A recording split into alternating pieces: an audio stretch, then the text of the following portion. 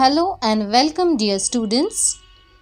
Today we will continue with the next part of Standard 6th English, poem number 2.1, The Clothesline. In our previous video, we have studied and known about the poetess Charlotte Druitt Cole. We also know about what are clothesline.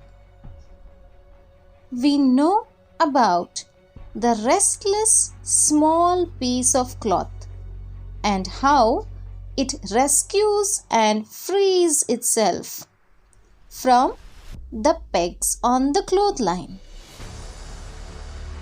Let us see what happens next to the clothesline and where it has gone. In fourth stanza, the poetess has seen the piece of cloth gone far away happily.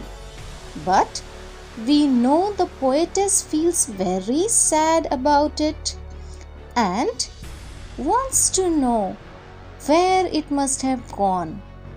She is thinking of the worst, what could have happened, and wonders where it is hiding.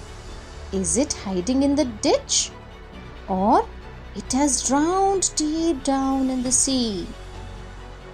Ditch means a long, narrow, open hole that is dug into the ground. You must have seen at the roadside or in the fields. Drowned means to go deep down under water. It's only in the last two lines of the poem that the poet reveals that she was talking about her handkerchief that flew away not very long age. She is sure that it will not come back to her and it is lost forever. The poetess begins the poem with a happy note of clothes dancing on the clothesline, but she ends it with a sad note of her handkerchief flying away and never come back. I hope everybody has understood and enjoyed the poem. Let us revise some poetic device. Here, the poet has used different rhyming words for better poetic effect. You all know what is rhyming word, isn't it? Similar sounding words. The first one is row, fro. Second, go, snow. Third, prance, dance. Fourth, behind, wind. Number 5, sun, fun. Number 6, be, see.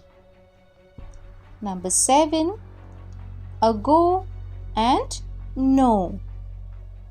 She has also used figures of speech like simile, alliteration, repetition for better poetic effect. Let us see the figures of speech used by the poet in the following lines. See the first one. Hand in hand they dance in a row. Here we see the word hand is repeated 2 times. So, the figures of speech is repetition because the complete word has been repeated. Second, hither and thither and to and fro.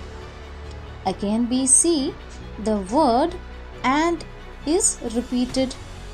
So, it is repetition. Then the third one, flip flap, flop, and away they go.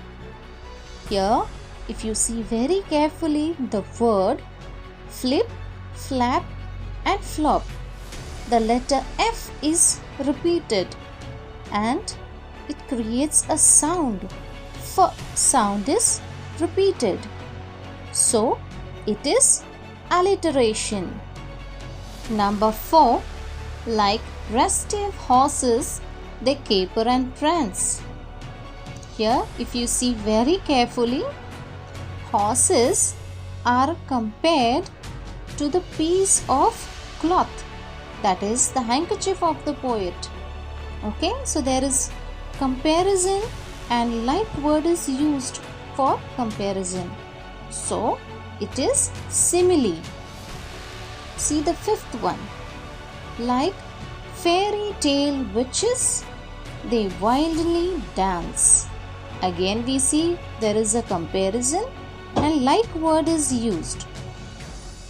Here, fairy tale witches are compared to the handkerchief. Number 6. They shiver and skip in the merry March wind.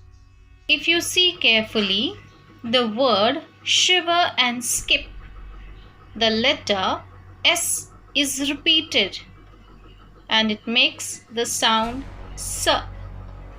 And the word merry and March, the sound of letter M, that is M, sound is repeated. So, it is called as alliteration. The remaining figures of speech you will try to find as a part of your homework. Let us try to complete the following comparison. See the first one. As white as dash. What is so white? It is snow. See the second. As blue as. What looks blue? Correct. The sky. So your answer will be sky. See the third one. As green as. Yes, very easy. It is grass. As black as. Yes, try it. Correct. It is coal. See the next one. As red as. You can tell so many names. It can be a tomato. It can be a rose. Okay, so here I have taken rose. As bright as. What is more bright? Yes, the sun. So our answer is sun. Okay, I hope everybody understood very well. Okay, and thoroughly. So, your homework for today is to learn the complete poem and find few more figures of speech from the same poem. Thank you.